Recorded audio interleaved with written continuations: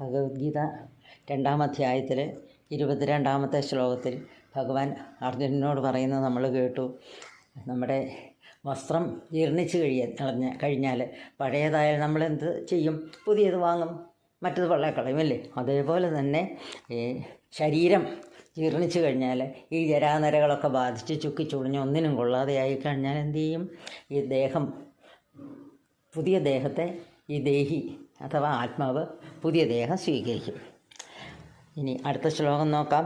23-ാമത്തേത്. നൈനം ചിന്തന്തി ശസ്ത്രാണി നൈനം ദഹതി പാവക ന ചൈനം ക്ലേദയന്തി ആപോ ന ശോഷയതി മാരുത. നൈനം ചിന്തന്തി ശസ്ത്രാണി. ശസ്ത്രം എന്ന് പറഞ്ഞാൽ ആയുധം കൊണ്ട് ഇതിനെ വലിച്ചു കീറാൻ പറ്റിയില്ല, മുറിവേൽപ്പിക്കാൻ പറ്റുകയില്ല. ഈ ആത്മാവിനെ കുറിച്ചാണ് പറയുന്നത്. പിന്നെയോ നൈനം ദഹതി പാവകൻ എന്ന് പറഞ്ഞാൽ അഗ്നി, ദഹതി എന്ന് പറഞ്ഞാൽ ദഹിപ്പിക്കുക, അതായത് ഈ അഗ്നിക്ക് ഇതിനെ ദഹിപ്പിക്കാൻ പറ്റില്ല. പിന്നെയോ ചൈനം ക്ലേദയന്തി ആപോ എന്ന് പറഞ്ഞു കഴിഞ്ഞാൽ ജലം, വെള്ളം. ഈ വെള്ളത്തിന് ഇതിനെ നനച്ച് ഒന്നും ചെയ്യാൻ പറ്റില്ല. അതെയോ അടുത്തോ ശോഷയതി മാരുതൻ എന്ന് പറഞ്ഞാൽ കാറ്റിന് ഇതിനെ ശോഷിപ്പിക്കാൻ പറ്റില്ല, എന്ന് വെച്ചാൽ ഉണക്കാൻ പറ്റില്ല.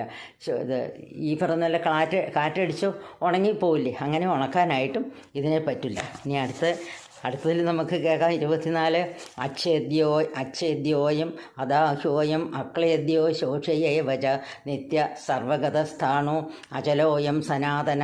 നമ്മൾ മുമ്പേ പറഞ്ഞത് തന്നെ, ആത്മാവിനെ ഛേദിക്കാൻ പറ്റില്ല, അത് അദാഹ്യമായി മണം ദഹിപ്പിക്കാൻ പറ്റില്ല, അക്ലേദ്യോയമാണ്, അതായത് അതിനെ നനയ്ക്കാൻ പറ്റില്ല, അതുപോലെ തന്നെ ശോഷിപ്പിക്കാനും പറ്റില്ല. പിന്നെ എങ്ങനെയുള്ളതാണ്? നിത്യ സർവഗത സ്ഥാണു, നിത്യമായിട്ടുള്ളതാണ്, ഇന്നും നിലനിൽക്കുന്നതാണ്. സർവഗത, എല്ലായിടത്തും വ്യാപിച്ചിട്ടുള്ളതാണ്. സ്ഥാണു എന്ന് പറഞ്ഞാൽ സ്ഥിരമായിട്ടുള്ളതാണ്.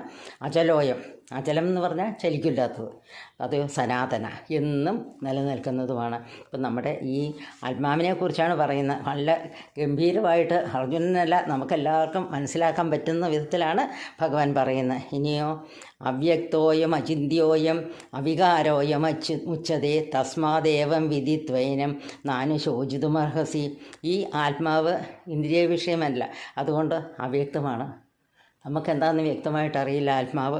അതേപോലെ തന്നെയോ അചിന്യോയം, ചിന്തിച്ചാൽ ഒരു പിടിയും കിട്ടില്ല. പിന്നെയോ അവികാരോയം, ഒരു വികാരവും ഇല്ലാത്തതാണ്, അതിനെ ഒന്നും കരയിക്കാനോ സന്തോഷിപ്പിക്കാനോ ഒന്നും നമുക്ക് പറ്റില്ല. അതുകൊണ്ട് ഇതൊക്കെ മനസ്സിലാക്കിയാൽ പിന്നെ നീ എന്തിനാ സങ്കടപ്പെടുന്നു? ഈ ആത്മാവിനെക്കുറിച്ച് ഓർത്ത് ഏതാൾക്കാരാണേലും ആത്മാവാണ് പ്രധാനം.